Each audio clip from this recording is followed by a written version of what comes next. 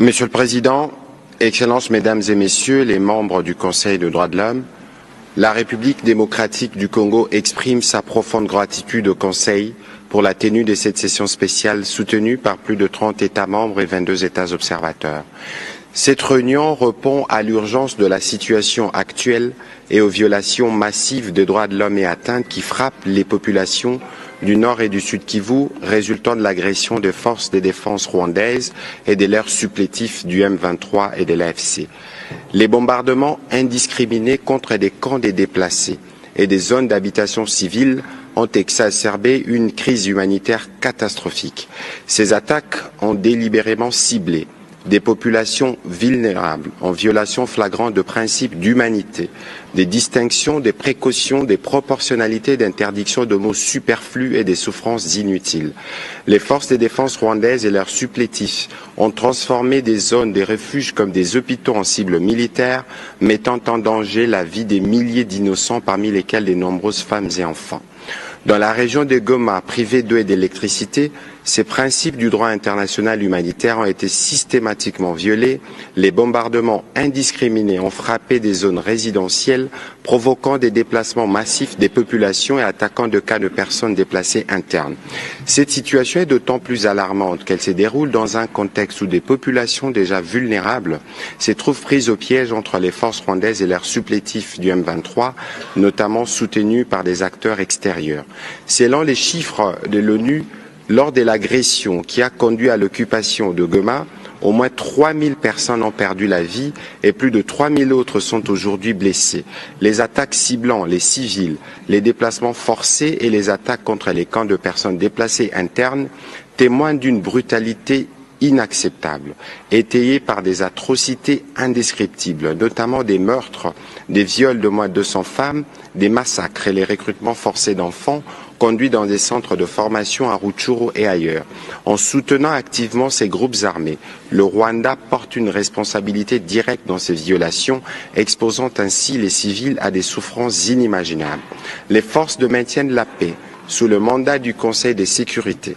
en particulier la MONUSCO, ainsi que les installations humanitaires ont été prises pour cible à plusieurs reprises, compromettant leur capacité à protéger les civils dans un environnement hostile. Nous déplorons également les attaques contre les forces régionales de la SADC qui œuvrent sans relâche pour la stabilité de la région.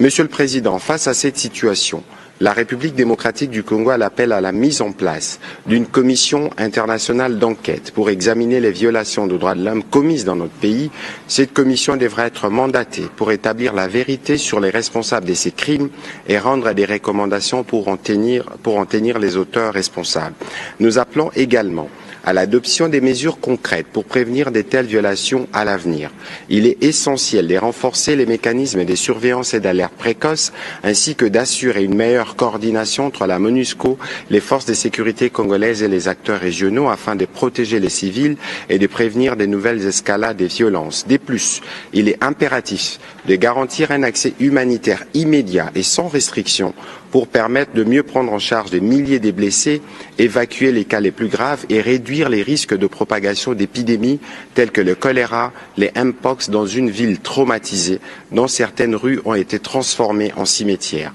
Nous rejetons fermement l'implication continue de certains États, notamment le Rwanda, dans le soutien logistique, militaire et financier à des groupes armés opérant sur notre territoire. Les soutiens du Rwanda au M23, documentés à plusieurs reprises, y compris par les groupes d'experts mandatés par les Conseils de sécurité des Nations Unies, a alimenté la violence dans l'Est de notre pays depuis plus de 30 ans, exacerbant la guerre pour des raisons liées à l'exploitation de ressources minières stratégiques de la République démocratique du Congo. Nous appelons donc ces conseils à tenir le Rwanda responsable de ces crimes de guerre et de ces crimes contre l'humanité, notamment les dépeuplements forcés des populations et leur remplacement par d'autres, ainsi que la domination des nouvelles autorités administratives dans le but d'occuper définitivement ces territoires. Il est urgent d'exercer une pression internationale pour que le Rwanda cesse immédiatement son soutien à ces groupes armés et se retire tout aussi immédiatement du territoire congolais. Monsieur le Président, la République démocratique du Congo